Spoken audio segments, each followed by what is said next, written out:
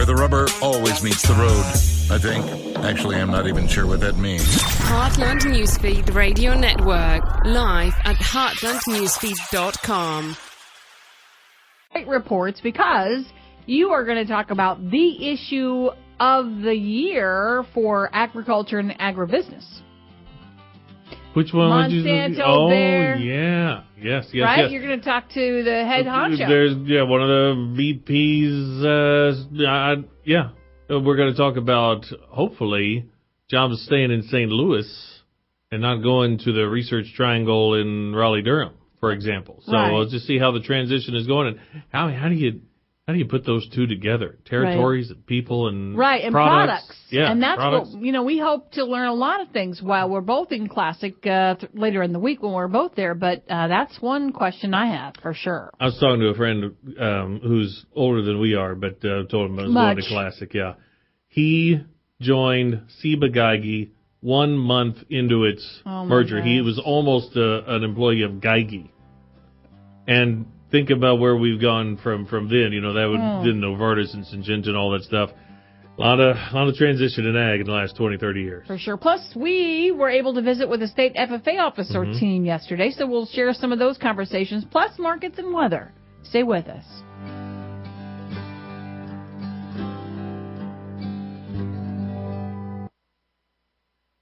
With this week's edition of Farm Week, the early word, here's DeLaw Shonke. Illinois farmers likely face another challenging but not necessarily disastrous year.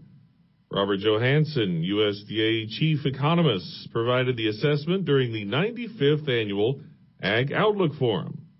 Turn to Farm Week for more information from the conference.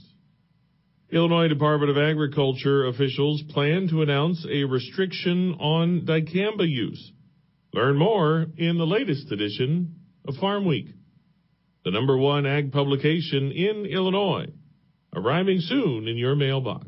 No other farm weekly in Illinois has as many people on the ground in Illinois covering Illinois agriculture for you with the depth on key issues to help keep you profitable. And don't forget, you can get daily or even more frequent updates online anytime at farmweeknow.com. Welcome back to RFD Illinois on a Tuesday. I'm DeLaw Shonke. Well, we got thumped in the wheat market yesterday. Nearby March was down 20 cents, and wheat continued to pull corn futures lower as the December contract settled less than $4 a bushel yesterday. We'll get the overnight numbers later in the program from our own Jim Taylor. Visited yesterday with Kevin Simlow, Illinois Farm Bureau's Director of State Legislation. There's already been a lot of talk this year by Governor J.B. Pritzker about the possibility of changing the state constitution, going from the protected flat income tax that we have now to a graduated or progressive income tax. Since income tax is part of the state's constitution, Simlow says there'll be plenty of things that would have to take place for changes to be made between now and November of 2020. The governor has, of course, said that he supports a graduate income tax. During his budget address, he is hoping that within 2 years they will have a graduate income tax, which will then generate enough money to help fix this financial crisis the state is having. They've got to place a question on the ballot, so the General Assembly has to approve it by a supermajority vote, and they have to place it on the ballot by the beginning of April of next year to have it on the ballot by November of 2020. And then the voters have a chance to vote on that. And then the Constitution says that if a supermajority of the voters voting on the question approve the measure, it is put into the Constitution, or if a majority of those voting in total support it. Because when you look at the voter breakouts, you always have more people voting in the election, and by the time they get to constitutional amendments, they don't vote. So that's the way it was set up, so that you can do it either way. Simlow expects this to come up maybe in April or May this year in the General Assembly, and when brought up, just partially brought up, maybe even doing so without putting any numbers in place. All they simply have to do in the Constitution is take out the word non, and because right now the Constitution says we will have a non-graduated income tax. You strike the word non, the state can have a graduated income tax. If the voters approve that question and change the Constitution, then the General Assembly would come back and put the rate structure in for how they want that graduated tax to look like. Now, there'll be those out there that ask what that's going to look like, but I doubt the General Assembly will actually pass that language until after the question is put on the ballot and approved. Kevin Simlow, Illinois Farm Bureau's Director of State Legislation, who says that IFB is in support of the current income tax system. D.C. now, and the President has delayed the scheduled hike in tariffs for later this week on $200 billion in Chinese imports, and a big sign the two sides may be closing on a deal that could help farmers recover some losses. Our Washington correspondent Matt Kay reports. Trump earlier signaled a tariff hike delay, but his decision to do so and Twitter comments of progress with China on IP protections, tech transfer, ag, and currency show possible real movement with the chances for a second U.S.-China summit soon. USDA Secretary Sonny Perdue told reporters at the recent Ag Outlook Forum, I'm cautiously hopeful that President Xi and President Trump, who I both believe want to do a deal, that they can come together. And USDA has played a role in the talks. We've been involved with the U.S. Trade Representative on the technical aspects in agriculture. We still have some real challenges when it comes to acceptance of those biotech traits that we think would be very helpful. And China has been somewhat intransigent in their acceptance and agreement to those types of policies as well. Perdue says China has committed to buy large amounts of U.S. farm goods, most recently some $30 billion in commodities, but only as part of a final deal. But I think if we can reach an agreement on enforceability of structural reforms dealing with intellectual property, I think we could recover those markets in China very, very quickly. China is criticized for failing to abide by its World Trade Organization commitments since it joined the WTO in 2001, discriminating against foreign firms and heavily subsidizing state-owned businesses. Beijing argues it cannot change its economic model quickly, but trade losses on both sides and both presidents' strong desire to score political wins now weigh heavily for a successful outcome. For the RFD Radio Network, Matt Kay, Washington. Stay tuned. Rita's up next on RFD Illinois. All Ag. All Illinois. All Now. There are a lot of smartphone apps out there, but do they have what's important to us here in Illinois? The Farm Week Now app does, and it's always at your fingertips. All Ag, All Illinois, and 24/7 where and when you need it for free. Go to your app or Play Store on your smartphone, hit search, type in Farm Week Now, that's one word, and download it today. Brought to you by Illinois Farm Bureau, where we're all about farm, family, and food. Attention corn farmers. Your corn checkoff dollars are working with the U.S. Meat Export Federation to grow red meat export volumes. Because when we're exporting beef, we're also exporting corn. The beef industry consumes 28% of all corn fed to livestock, plus additional corn in the form of DDGs, a co-product of ethanol production. Now that's what we call working an angle. Your checkoff is working corn from all angles. Because of the Illinois Corn Marketing Board, your profitability is our bottom line. A message from the Illinois Corn Checkoff. We're back here on RFD Illinois. I'm Rita Frazier. We had an opportunity to visit with the state FFA officer team yesterday, just after National FFA Week. All 5 officers put lots of miles on their car last week at chapter visits and doing special appearances. We start our conversation with the state reporter, Shaylee Clinton. Your FFA week last week, Shaylee. It was fantastic. I had the opportunity to spend it in Chicagoland and do my final week of chapter visits in Section A, so it was a wonderful time. When you were out, what was your favorite thing to share about today's FFA fact, but something that you like to focus on? One thing I really like to focus on, especially in the bigger cities, is urban agriculture, and to see the students explore different aspects of agriculture and to see how they grow and also incorporate modern agriculture in their city. What about from here now through spring and then convention? What are you looking forward to? I'm looking forward to the banquets. I love to see the success of the chapters and the members and to see the smiles on their face when they get their first award. You'll be giving some speeches at those banquets. Do you know what your message will be? Yes, ma'am. My speech is about happiness and how to hold true happiness through the passions that you hold personally.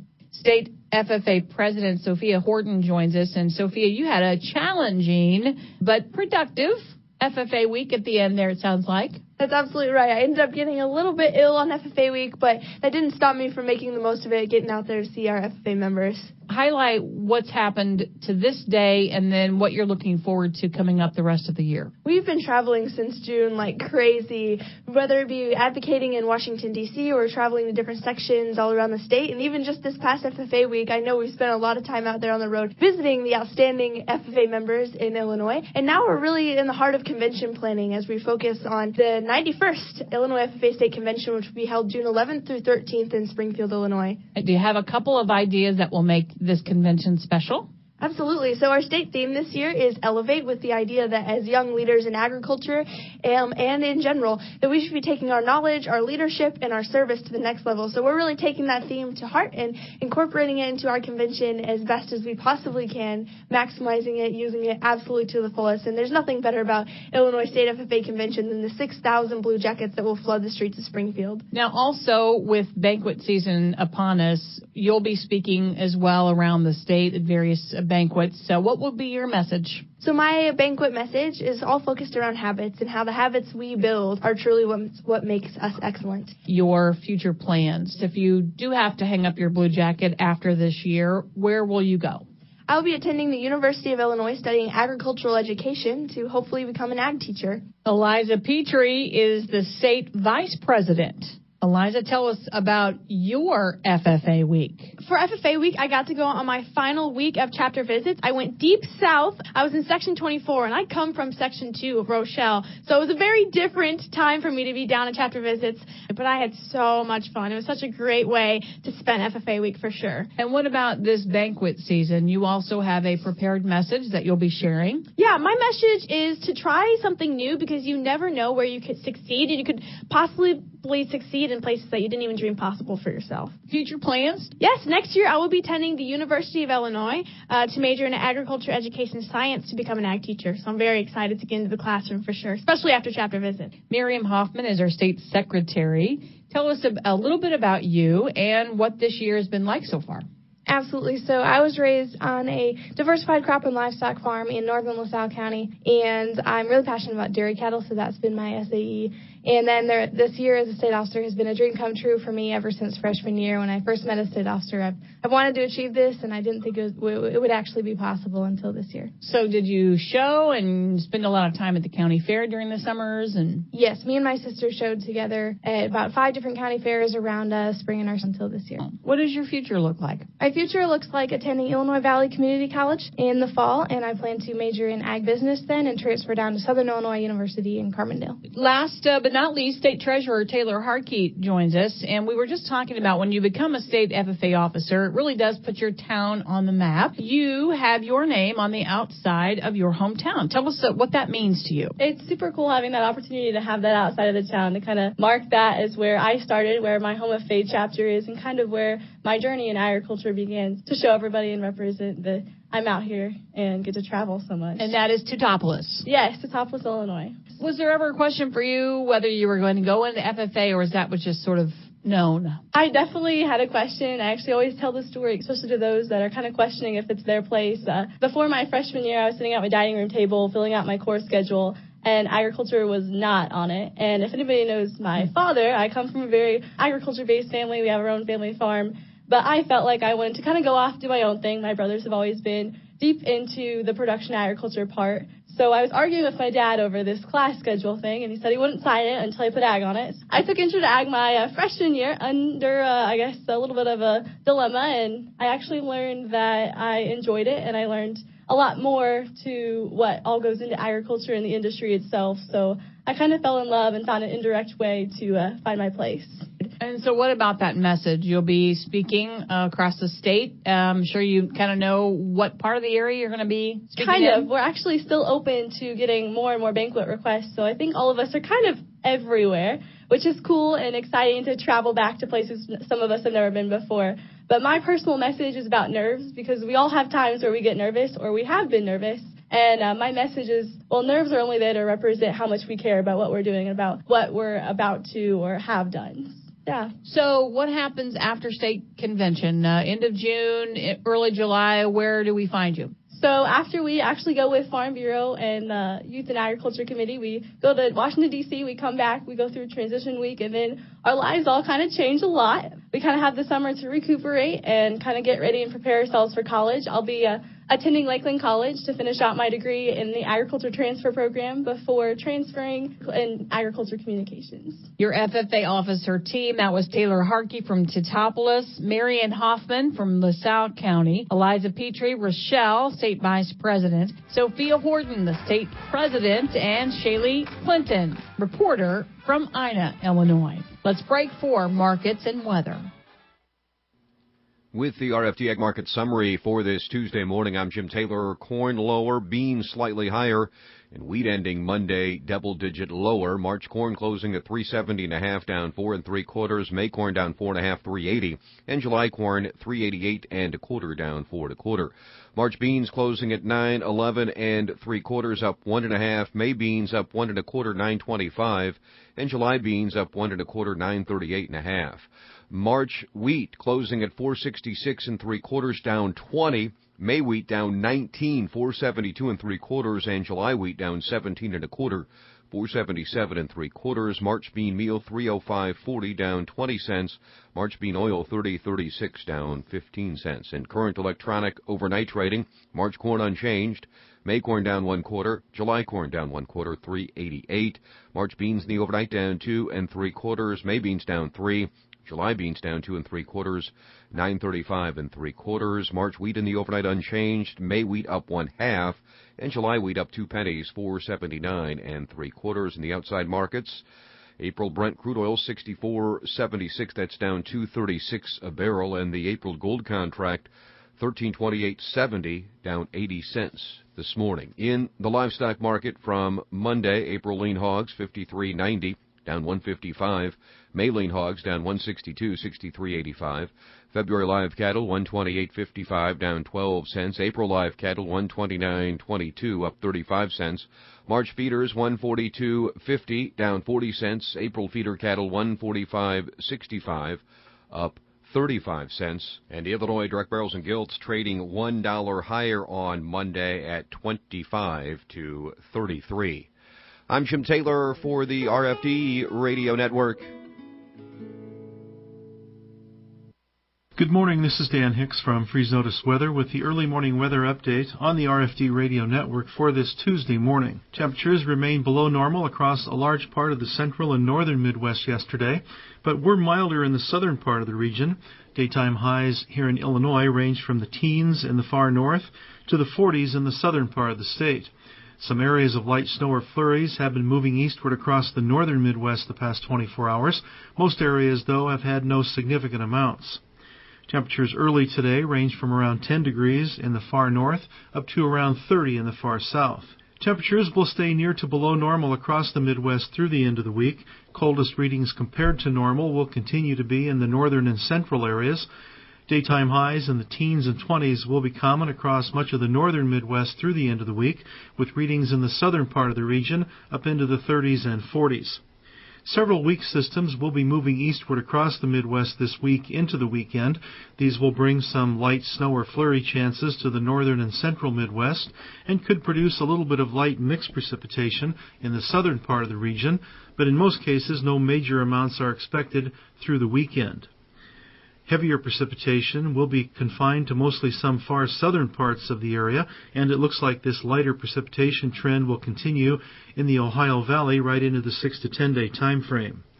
The weather pattern will continue to favor cold Canadian air moving south into the U.S. right into next week and the 6 to 10 day time frame.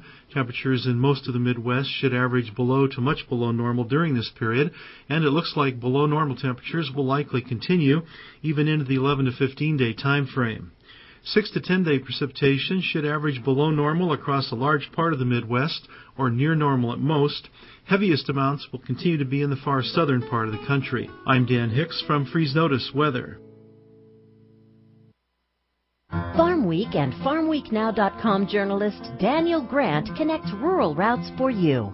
With more than 2 decades of reporting under his belt, Dan is the go-to source for farmers when it comes to commodities. Here's a bit about his rural roots. I grew up on a grain and livestock farm near Roseville in Warren County. What I love about my job is working with people, traveling across Illinois, and visiting farms along the way. Be it routes or roots, RFD Radio, FarmWeekNow.com, and Farm Week keep you connected. Farmers value clean water, and every day they're working to leave the land, air, and water in better shape for their families, neighbors, and future generations. In recent years, federal agencies have muddied the waters with overreaching rules and regulations that are more about controlling land than protecting water. The new Clean Water Rule announced by the Environmental Protection Agency and Army Corps provides clarity so farmers can comply with the law while protecting the environment, growing crops, and tending livestock. The new rule would end years of uncertainty over where federal jurisdiction begins and ends. Now's the time to make your voice heard. Text WATERS to 52886 and support the new Clean Water Rule proposed by the EPA and Army Corps. Don't wait. The 60-day comment period has begun, so text WATERS to 52886. Contact your local county farm bureau for more information on clean water and clear rules. We know you want the best for your family. We do too. That's why Illinois farmers continually look for new ways to help. We're working with Mother Nature to preserve water, protect land, and provide food. From our fields to your table, we want what's best for all of us and for future generations to come. Learn more about conservation efforts at ilfarmersconserve.com. Preserving our water, protecting our land, providing our food. This message brought to you by Illinois Farm Bureau.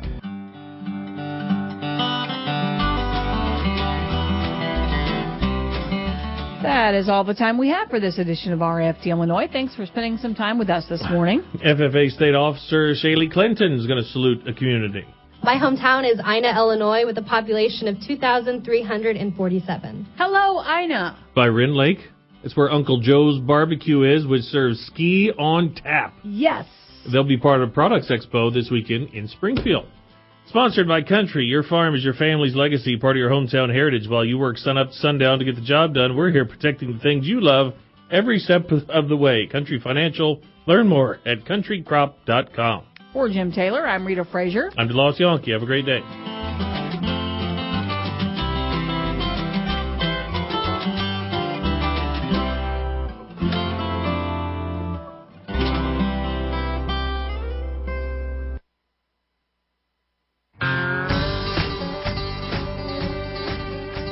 Thank you for joining us here on the RFD Radio Network.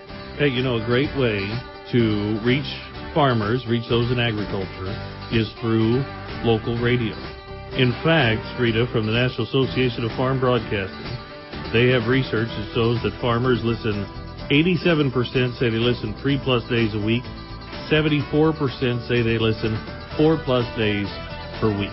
We're proud to be able to provide a service for stations all over the state that touch farmers at a very direct level. Indeed. And today we'll be checking in with Brad Zwilling, who is a farm business analyst with Illinois Business Farm Management.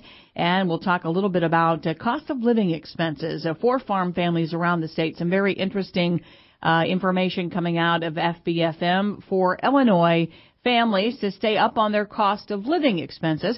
Also, we'll check in at the Illinois Department of Agriculture, and we'll talk to Colleen Callahan, the new director of the Illinois Department of Natural Resources. All that comes your way on this edition of RFD Today. Harvest Energy Solutions, providing solar energy for your home, farm, or business.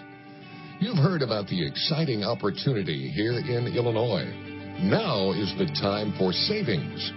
The renewable energy credits are going fast and soon will be gone.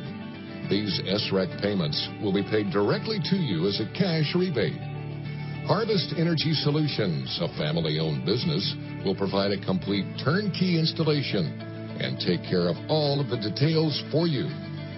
Reap the benefits of going solar in Illinois and get a payback in as little as 1 year.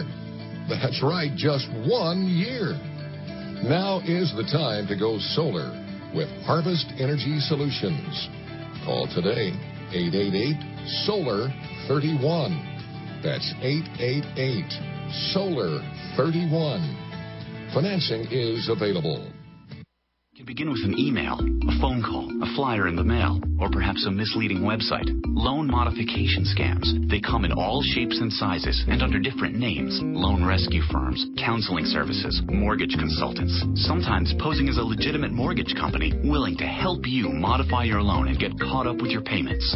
But beware, these are highly trained con artists looking to steal your home. They often know who you are, where you live, and because it's public record, know if you are on the brink of foreclosure. You're not alone, however. The National Crime Prevention Council and U.S. Department of Justice have partnered to help homeowners identify and steer clear of these scam artists. McGruff the Crime Dog here. Protect your home and safeguard your finances. It only takes a little time to become informed. Start by finding a free legitimate housing counselor today. Take the first step. Visit www.ncpc.org/mortgage-fraud. That's ncpc.org/mortgage-fraud. This message is from the National Crime Prevention Council and U.S. Department of Justice. When it comes to social media, Sabrina Berkowitz connects rural routes for you. Sabrina covers a broad range of ag topics, so Farm Bureau members are the first to know about key issues. Here's a bit about her rural roots. I grew up with a grain and livestock farm in my extended family, and today I really enjoy helping people learn how to use social media to advocate for agriculture. Be it routes or roots, RFD Radio, FarmWeekNow.com, and Farm Week keep you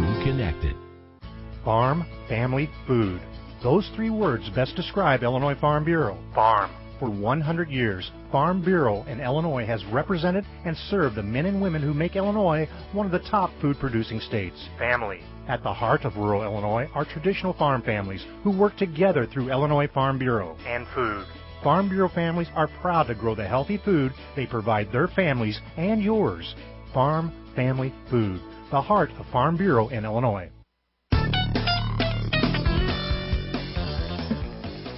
And we are back here on RFD today on the 26th of February. We'll start the hour with Brad Zwilling. He's a farm business management analyst at FBFM. How you doing, Brad? Pretty good, Rita. How about yourself? Hey, really good. You are going to talk with us about the cost of living for Illinois farm families and the differences within the regions of the state. That's correct, Rita. We all know that, different cities around the U.S. have different cost of living, so we thought, well, let's look at some of our farm families and see if it differs from north-south and north-central to south, and that's what we wrote this article on. And what did you find? It's quite interesting. First, we looked at the income, so we could see, how the income aligns with the expenses.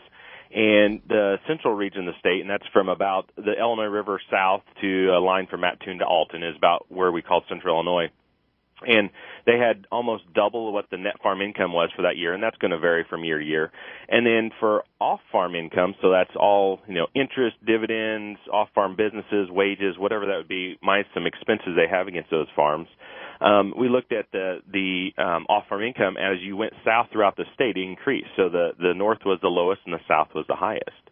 When we combine those income pieces, the central part of the state with off-farm income and non-farm income together for 2017 had about $93,000 of total income to be used for those expenses off the farm and to reinvest back into that farm operation. As we look at those figures, what's the most surprising to you, or what really jumps out? Yeah, so the central part of the state really did have the highest income to use, and they did have the highest items or the highest expenses in all the items that we consider into family living. That would be contributions, medical expenses, family living expendables, which family living expendables would be your trip to the grocery store and in places where you would buy your supplies for the house and clothing and those type of things. But the one thing that surprised us was income taxes, the income and Social Security taxes they pay on the tax returns. That was not the highest in the central part of the state, even though that's where the most income was. There's various things that go into there, how that income tax is paid. We're looking at the income tax you pay in the current year, which would have been from the income you'd received the year before.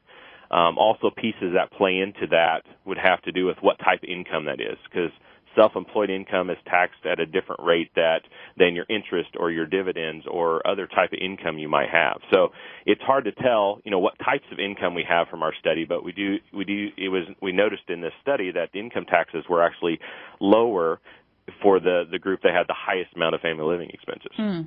Interesting. I also asked you before we went on the air that there are still some unanswered questions about the changes really from 2017 in the tax law that affect farm families across the state. What do we know about that? Yeah, it's interesting. So that tax law was passed over a year ago. One of the major things that were in there that affects everybody is they made the 1040, the major form that we use, a postcard. So a front and back piece of a postcard that it's all supposed to fit on there. It's not that simple. The big piece that there's a lot of talk about, and ever since that tax law passed, was the qualified business income deduction. That's a deduction that would allow farmers to get a percent of their income as a deduction on their tax return. What makes that complicated is that's something we've not done before. We had something similar called a domestic production activity deduction, but that was only eligible to farmers that had paid wages and met some other qualifications. And then in the term, they passed that in December, and then they passed a transition rule in March.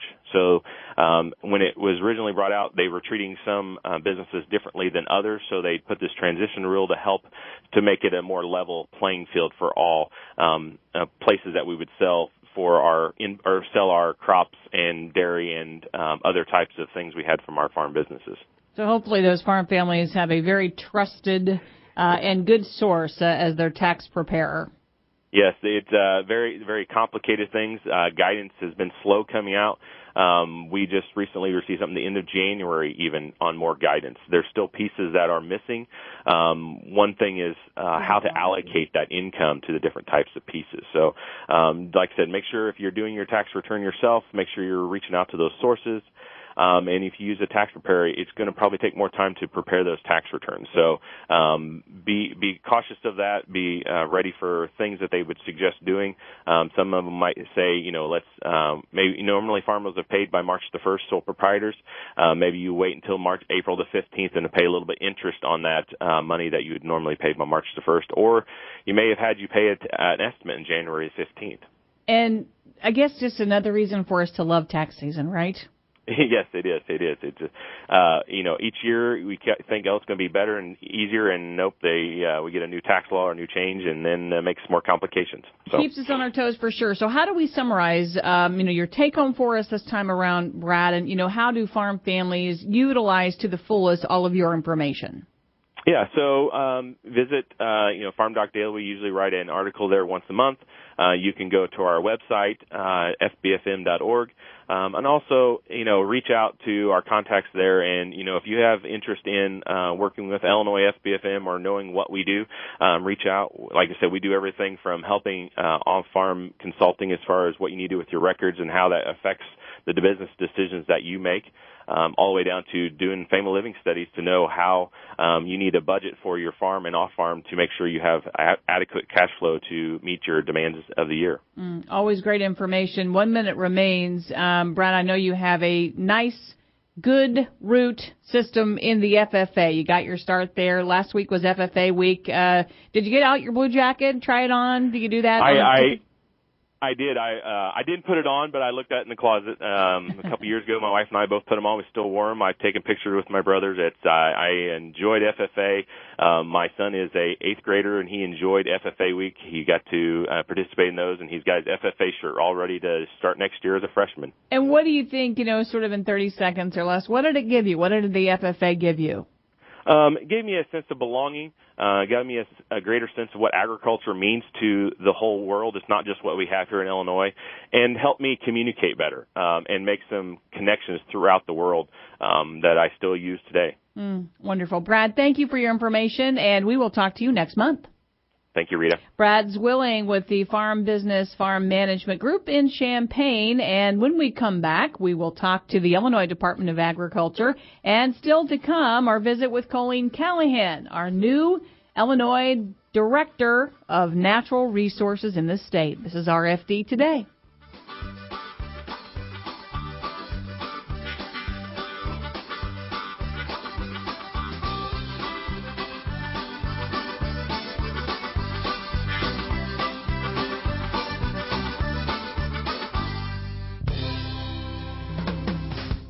When it comes to our members, Chris Magnuson connects rural routes for you. Chris leads Illinois Farm Bureau's efforts to provide valuable information to our members. He has spent 2 decades with IFB. Here's a bit about his rural roots. I grew up on a farm with corn, soybeans, and Christmas trees. I've been in ag communication for 3 decades now. My greatest satisfaction has always remained the same, to serve our members. Be it routes or roots, RFD Radio, FarmWeekNow.com, and Farm Week keep you connected. Warmer weather means a longer honey-do list. Your county farm bureau can help you stay on top of your project list and save you money along the way. A Farm Bureau membership offer includes discounts on equipment and supplies from Grainger, plus free shipping on all standard Grainger products. Browse thousands of items from landscaping equipment to power tools. Anything you need to get the job done, Grainger has it. Not a Farm Bureau member? Call us at 309-557-2689. Or visit Illinois Farm Bureau online and join today. Remember that movie National Lampoon's Vacation? Well, Clark Griswold has nothing on me. Give me the open road in my Illinois Farm Bureau membership card, and I am the ultimate road warrior. Like last summer, I drove the family to Williamsburg at a fraction of the cost. Once I hit the road, I don't stop for much, so I used my membership to rent a minivan from Enterprise.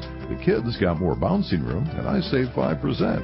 Then I used my Illinois Farm Bureau membership to save 20% on choice hotels from here all the way to the East Coast. On the way back, we stopped and saved at our favorite theme park, too. I was hoping it would wear out the kids and they'd sleep. Good thing I got that minivan for bouncing, though. No matter how unique my travel needs are, I know that my membership can help. Illinois Farm Bureau. It's membership for my lifestyle. Isn't it time you learned how Illinois Farm Bureau member-only discounts fit into your lifestyle? Call your county farm bureau or visit ilfb.org for details.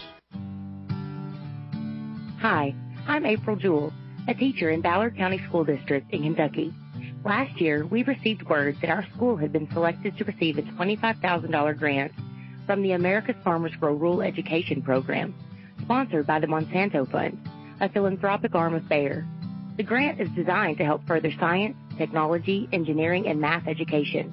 We used it to upgrade the technology in our classrooms to enhance health science curriculums and better prepare our students for various career paths. Now through April 1st, farmers can nominate a school district to apply for $10,000 or $25,000 grants aimed at improving STEM education. I would encourage all eligible farmers to nominate today for a chance to make a lasting impact in countless classrooms. The process takes less than 5 minutes, and farmers can nominate their school district by visiting americasfarmers.com. That's americasfarmers.com.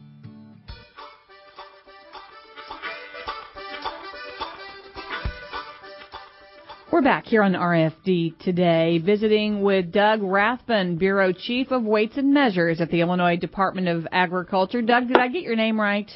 You did, yes, ma'am. All right. Well, how long have you been there at the IDOA? I've been here for 6 years. 6 years. Now, just a brief explanation, because, a lot of people in the state don't realize just how many jobs the Department of Ag has. So explain a little bit about what your bureau does, the Weights and Measures. Our bureau basically ensures that every weighing and measuring device in the state is accurate. Predominantly, that is motor fuel dispensers, your gas pumps, in layman's language, and also the scales. So every scale from the deli scale at a local grocery store all the way up to the semi-truck scales on the interstate. We test each of those devices to make sure they're accurate. Quite a job. Yes, it is. Now, how many staff members do you have that help you that you're able to get all that done in Illinois? We have a staff of 35. There's 5 in the office, and then 5 in our labs, and then we have about 30 inspectors in the field that actually do the hands-on inspections. And we do 38,500 inspections a year. Wow. Excuse me, 138,000. 138,000 inspections a year. Now, how often? So let's go to the gas pump. We can all relate to that. Going into the gas pump, how often do you have to test each? We are statutorily mandated to test each device each year. Okay. Once a year. Once a year. And we know because, again, one of these things that you don't know until you start looking for it, but when you're pumping your gas, you look over and you see a nice sticker that says, hey, this has been tested and approved by the Department of Ag. Tell us about that sticker. That sticker does indicate that it's been certified and is accurate. The sticker is good for a year, so supposing you saw a 2018 sticker today, it would still mean that pump was certified. It just means we haven't got to its annual this year. That sticker also has our number on it. So should a consumer have an issue with the pump, our number's on there, and they can call in and report it, and we'll send an inspector out to make sure there's nothing wrong with that pump, whether it's the fuel quality, maybe somebody suspects there's water in the gasoline, or maybe they feel like they didn't get the amount of gas that they were supposed to get. So over to more specifically on the ag side of things and grain movement. There's a few examples here in the press release I'm looking at, but amazing how many devices are involved when you move grain. That's correct. We actually test all the moisture meters, and we make sure they're accurate. So when a farmer has his grain tested, they'll sometimes dock you if your moisture's too high because of the drying fee, and we make sure those moisture meters are accurate. We also test fertilizer scales and hoppers, and as well as the large scales at the elevators. So again, we're talking with Doug Rathbun, Bureau Chief of Weights and Measures at the Illinois Department of Agriculture. We're talking just before the spring of the year, so late February. As you head into March and the springtime, what kind of schedule are your 35 staff members looking at? Right now, we're just waiting for it to warm up so they can start getting really hot and heavy into the motor fuel dispensers. When it's cold, they like to do the small scales that are inside the grocery stores where it's a little more comfortable. But along those lines, March 1st through 7th is actually Weights and Measures Week, and it commemorates when President Adams signed the first United States Weights and Measures Law in 1799. So, we're excited when it gets warm because the inspectors tend to like to be out in the sunshine, and they put up with the cold weather, but they really enjoy it when the temperatures warm up and they can start getting the motor fuel dispensers knocked out. We mentioned it's a big job, but my goodness, how important it is. It's one of those jobs that if you weren't there, we'd sure know it. That's true, and a lot of the rejected devices we have. People need to remember devices are mechanical, and mechanical things, just like your car, they can fail, and pumps can fail, and as well as scales. So it can hurt the business as well as the consumer. And so our motto is that equity prevails, because we want the business to get paid for the products they provide, but we also want to ensure that the consumer gets the products that they pay for. About a minute left here, Doug. Anything I didn't ask that you think would be pertinent?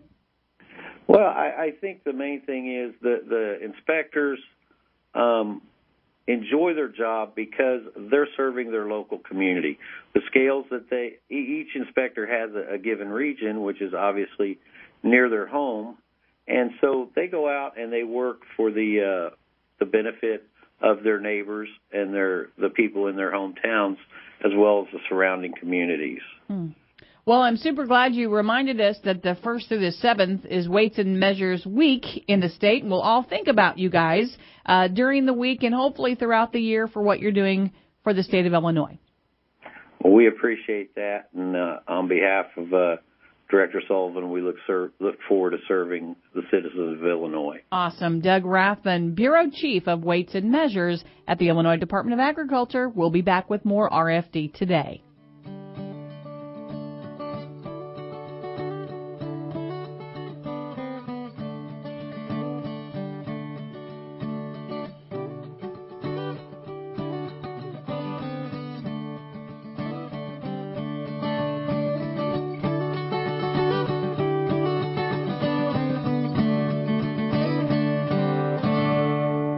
More More farm news and information ahead. Stay tuned for more RFD Today here on the Illinois Farm Bureau Radio Network.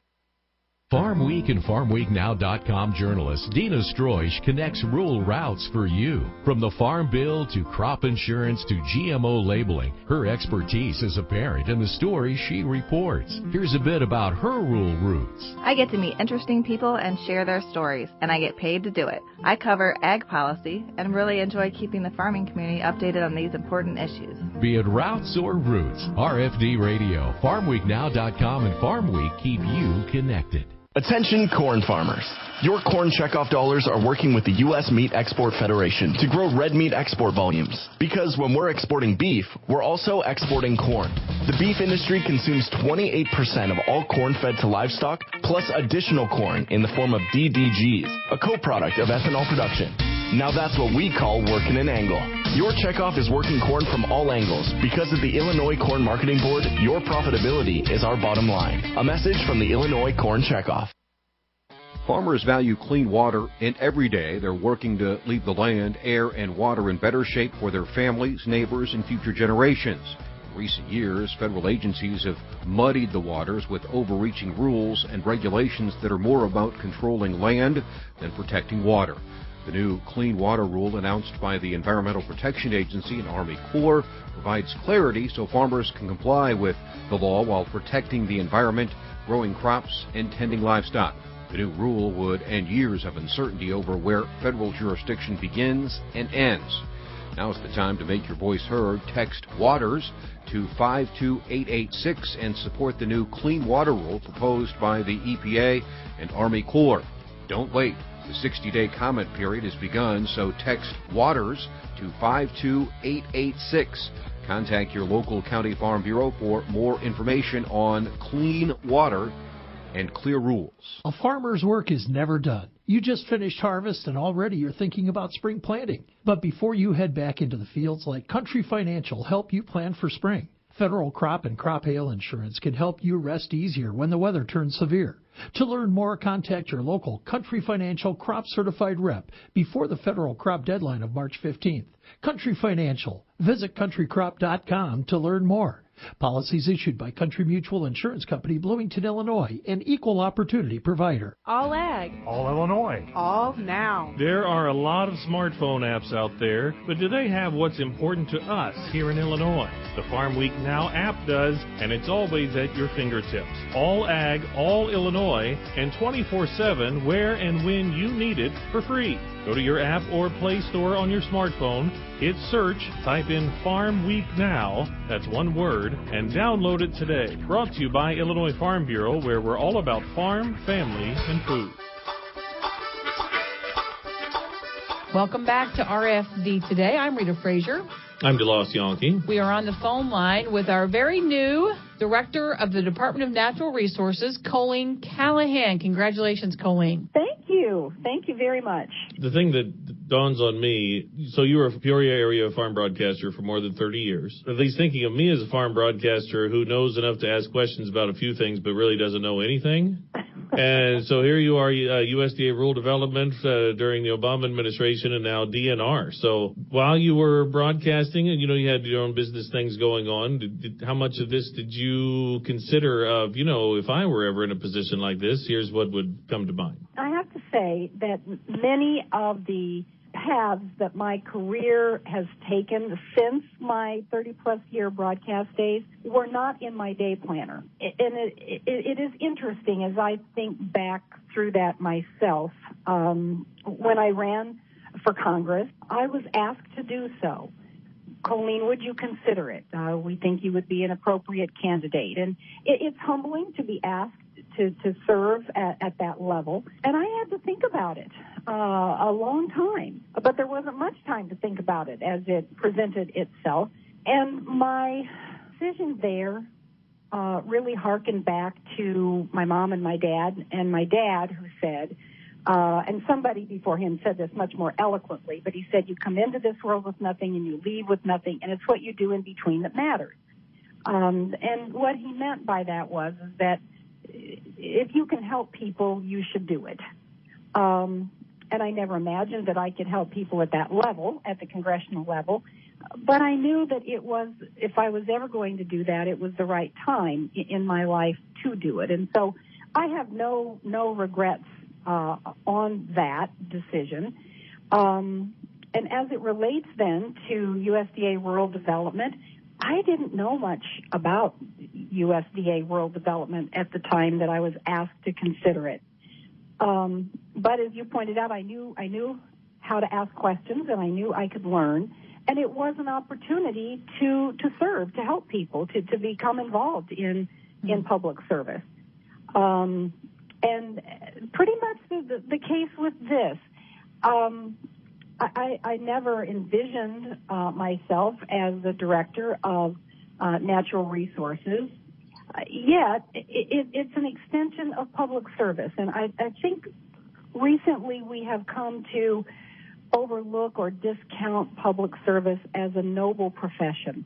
And it is. And so I do today, with my Colleen Callan consultancy hat on, when I'm asked to give talks or remarks, I encourage people to become involved at whatever level that they feel that they have the time to do and the capacity to do, whether it's at the local level, whether it's at the community level, a state or a federal level. It's humbling to be in a position where you work with people who can help improve situations, can help people, and help places. You say that, and I think the last time you were in studio, I remember you saying something similar when I asked you, what was your favorite job of your career, thinking you would say broadcasting, but you came back to that rural development because of the service that you were able to give, and that I think Dave Owens at Farm Credit says, you go from success to significance, and I guess that's the chapter of your life that you're in now. He said that well. I would say that is how I would describe it. Being in farm broadcasting, as all three of us have been at one time or another, you two currently still active, I never really thought about it at the time. But as I reflect on it, and after my USDA public service years, I began to realize that even though we don't think about it in that way, we too, those who broadcast, those who do the interviews, who ask the questions, we learn every time we ask a question. And then we're in a position where we can share what we learn with others. And then it's up to that listener to decide how they feel about it or how they want to react or respond to it. And so we wear a lot of hats as broadcasters with various responsibilities. We're educators. We help inform and educate both producers as well as consumers. So we inform, we educate, and we do provide a public service. So to look at it, as I reflected on it from being at USDA, it really was an extension of what we do in broadcasting. It was just from a different seat. So I think that really does get back to maybe your surprise when you said, what has been your favorite job? And I very quickly said rural development, is because of the gratification, the appreciation that you get and see when you are in a position where you are helping people. When we broadcast, we don't oftentimes see the audience. We do when we're out at meetings, but when it's just us in a studio and a microphone, we don't see a difference that we may be making, or we may not see the reactions that we get. When you sit in a public service seat, you get that immediate feedback, sometimes good, sometimes not so good, but you do know that you are trying to make a difference, and you get to interact with the people who those decisions and who those programs are impacting. Colleen Callahan, acting director now of Department of Natural Resources. And we will continue this conversation with Colleen in just a few moments. You're listening to RFD Today.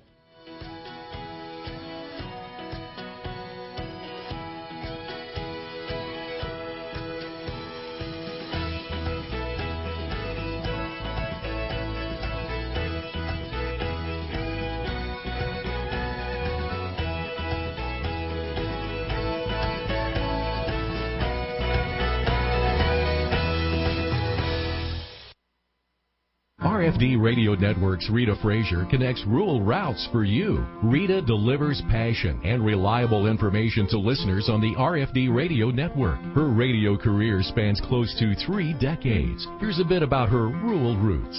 I grew up on a small farm. My job today allows me to connect with people from all walks of life and experience opportunity every day. I get to talk about what I love, farming. Be it routes or roots, RFD Radio, FarmWeekNow.com, and Farm Week keep you connected.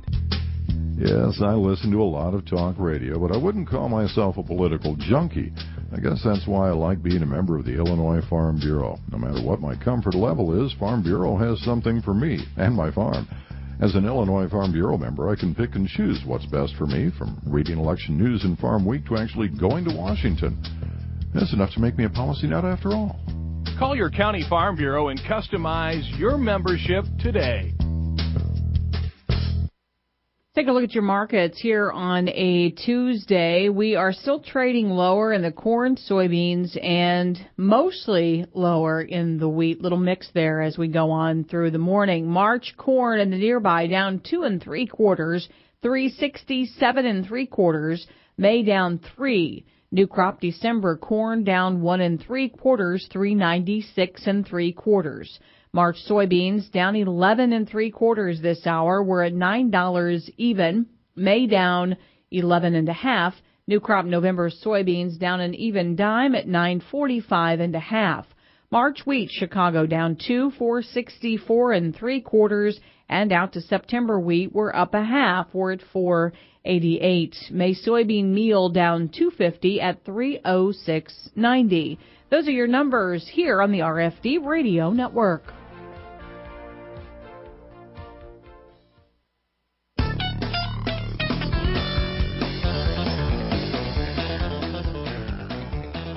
Colleen Callahan, acting director now of Department of Natural Resources.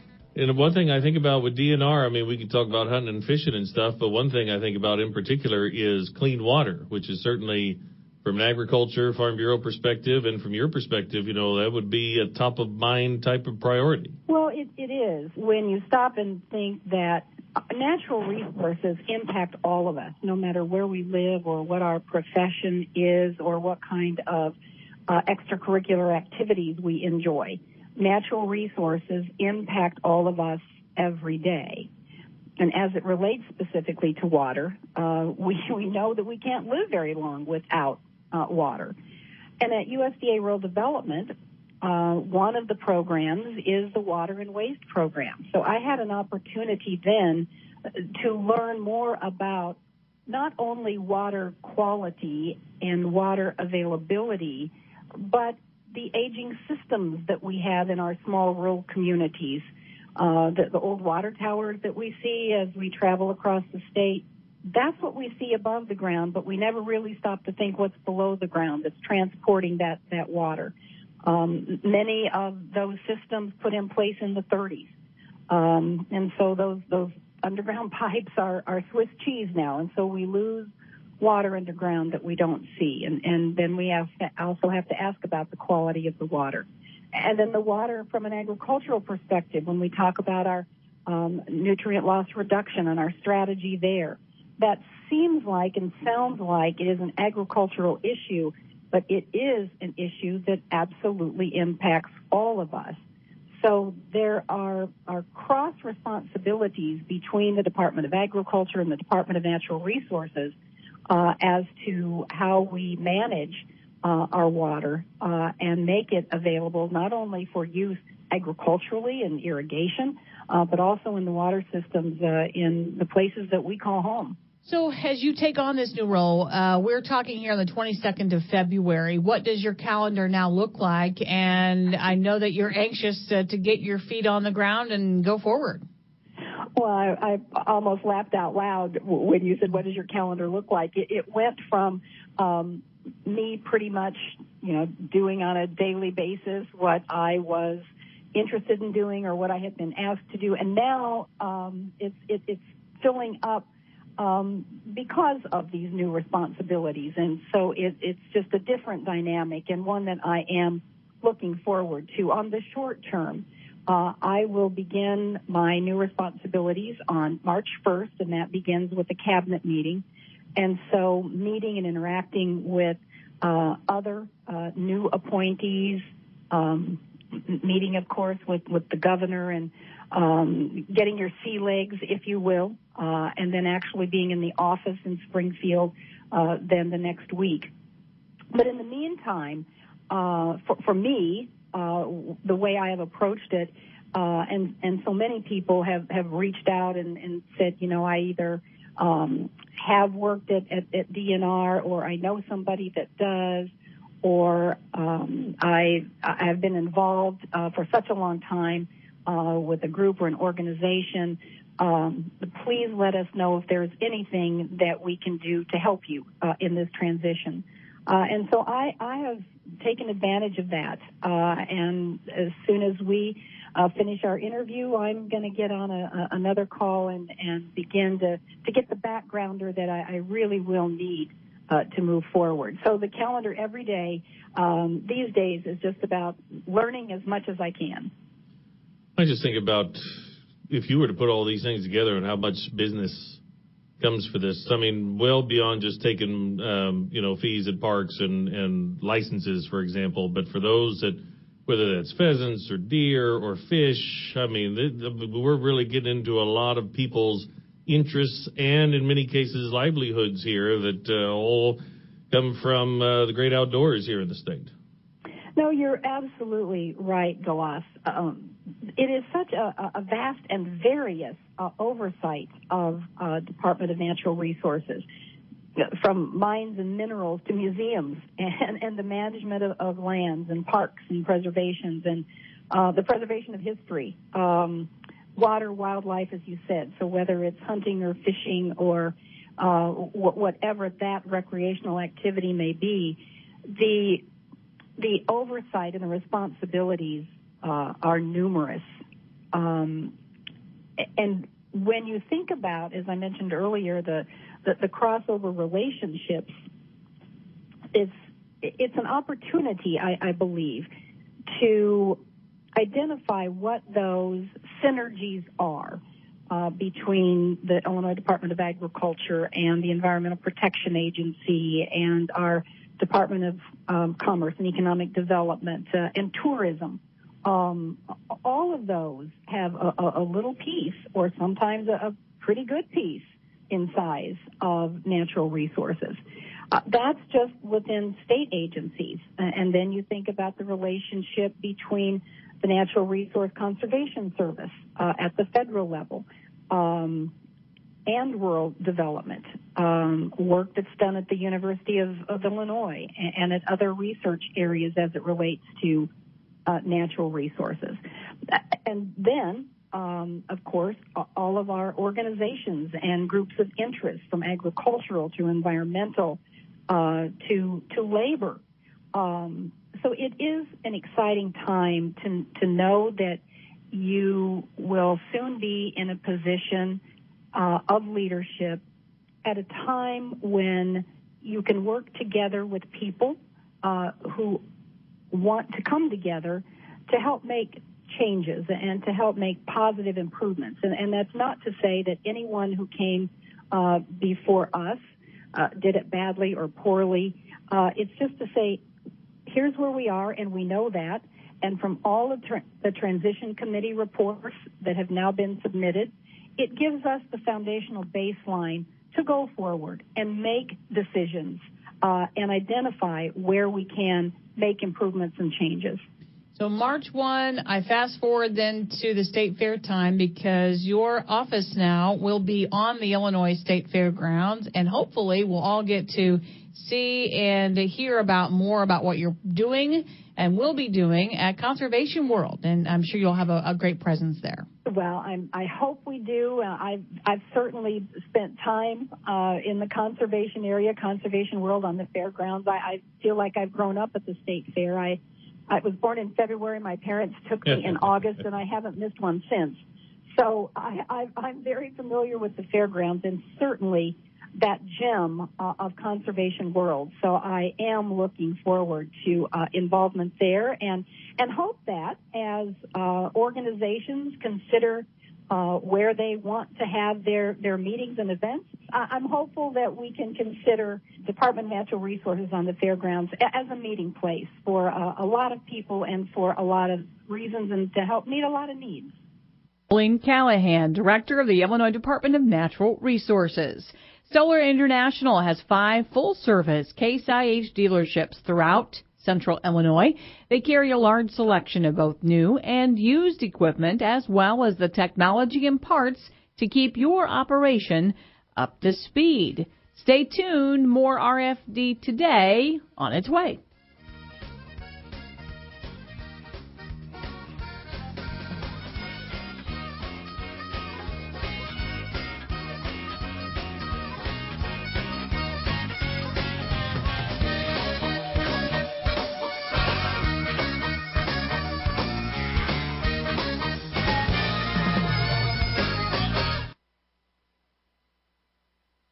Here's your livestock summary on the RFD Radio Network. I'm Rita Frazier. Pork prices in the U.S. have plummeted so far this year, with demand for pork in the U.S. unable to support prices in the absence of main export partners. Nearby lean hog futures on the CME have fallen over 21% since the start of the year and are down 3.9% at 53.3 yesterday. Prices for pork cuts, including loin, butt, belly, and ribs, have all fallen as well, with the estimated average cutout value at $59.01. That's down 26% from the same time a year ago. Illinois direct hogs yesterday, $25 to $33 in the cash. And on the futures, lean hogs for May up 127, 65.12. Live cattle for Feb up a quarter. And April live cattle down a dime at $129.12. How do people benefit from raising livestock here in Illinois? Rich Giebert, Illinois farmer, president of the Illinois Farm Bureau. Well, growing up on a livestock farm was always interesting, and I enjoy it more today than I did back then. But it did give me the opportunity to have a good work ethic, learn to get up in the morning. And you know, that was difficult during my senior days at high school and college days. I had a tendency not to go to bed at a respectable hour. But no, it was always enjoyable on the farm and getting up before daybreak and milking the cows and getting the chores done and then go about the rest of the day's business. Illinois Farm Bureau, along with beef, corn, milk, pork, and soybean associations, make up the Livestock Development Group, supporting the Illinois livestock sector. For more information, check out illinoislivestock.org.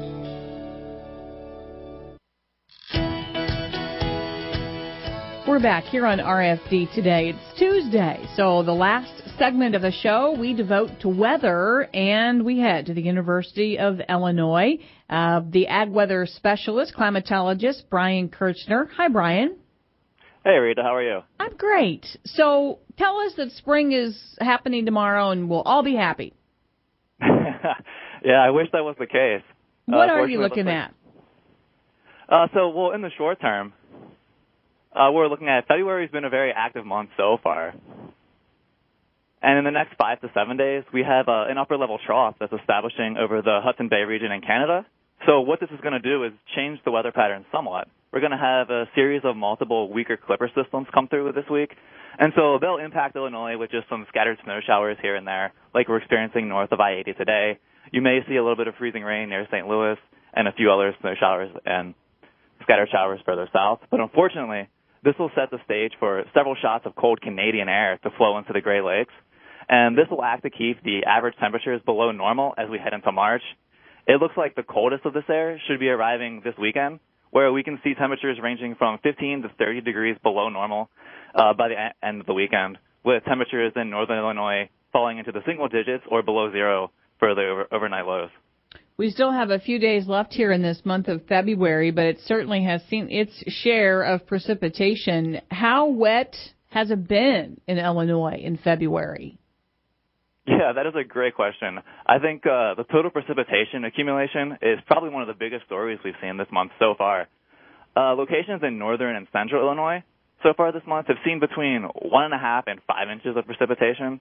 But the real big story, and most impressively, is that in general, areas south of I-64 have seen a foot or more of precipitation this month so far.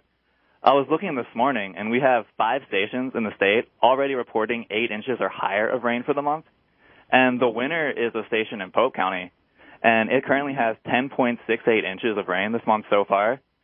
This will set a new record February monthly total for the station, and this is at the Smithland Dam. And just for some perspective, the normal precipitation in southern Illinois in February would be around 3 inches. Wow. For an Illinois farmer in southern Illinois, as we turn the calendar to March, they're starting to get a little anxious about planting. Not too excited, but still we'd like to know, is this period, is this system, is this trend going to continue into early spring of 2019? So looking at the current projections, and at least the 6 to 10 and 8 to 14-day outlooks from the Climate Prediction Center, it seems that on the precipitation side, there will be some good news for farmers, especially south of I-70. They've really just seen an abundance of rain this month, as we were talking about. But the forecast does call, and it favors probabilities of below-average precipitation across Illinois as we head into early March. Even looking at the National Weather Service forecast over the next 5 to 7 days, the precipitation totals statewide are only calling for between 1/10 and 1/4 of an inch, with the highest amounts in extreme north and southern Illinois. And this is probably the least forecasted precipitation week that I've seen all month so far. So hold on a little bit longer, and we might dry out just in time. Yeah, so I think, we are seeing a slight drier trend coming up here through March. So I'm hoping that should be good news for farmers getting to the field, starting the fieldwork and planting season. But even with the rain we do have, currently even the soil moisture profiles across the state, as of today, are in the 90th percentile or higher. So really, even in a drier period, this does set the stage for potential spring flooding. All it will take is, 1 or 2 big spring storms or some early thunderstorms. And with the soil moisture already high, you already have some ponding and flooding in farm fields. So there should be some slight concern, but the forecast trend overall is trending a bit drier. So a couple minutes remaining here. So when you're looking at your numbers for the month of February, where does temperature come into play? How'd we do? Temperature-wise, it was fairly interesting. So basically, if you draw a line from St. Louis to Champaign, is what I was looking at so far. If you go any area north of that line, they're trending about 1 to 4 degrees below normal, and south of that line is trending about 1 to 4 degrees above normal. And we've seen some pretty wild temperature swings overall across the state, and this just depends on the storm track or where the low is passing through the state. So I think statewide we should come in about close to normal. I'll have to run the final numbers late this week, and I'll have the updates posted on the blog. But that's what it looks like so far. So tell us the address for the website, and your blog address is? You can follow us on Twitter. It's at @ILClimatologist. And the quickest way to get to the blog is just to go to go.illinois.edu and then /climatologist. So how have you been doing? This is the first opportunity I've had to talk to you. How are you settling in there at the University of Illinois? That is true. Yeah, I'm settling in fairly well. It's definitely been fun and interesting and very busy experience trying to fill in for Jim Angel. He's just done so much and had so many contacts. But I think I've been acclimating well and trying to keep up with everything in weather and climate. Well, we wish you the best and a long career there at the University of Illinois. So, Brian, can you wrap us up in like 45 seconds on what we look for here the next week to 10 days? Yeah, just the next week to 10 days. Expect a few scattered snow showers, a few scattered precipitation, and really that cold air is just going to stick around for the next week or two. So temperatures 15 to 20 degrees below normal will be common across the state. Okay. Well, thanks so much, Brian Kirshner at the University of Illinois, our new state climatologist there on the campus of the University of Illinois. A preview, we mentioned at the start of today's program that DeLoss is already in Orlando for Commodity Classic 2019. I'll be joining him tomorrow, and Jim Taylor will be sitting here on Thursday. Thanks for being a part of this program. This is RFD Today.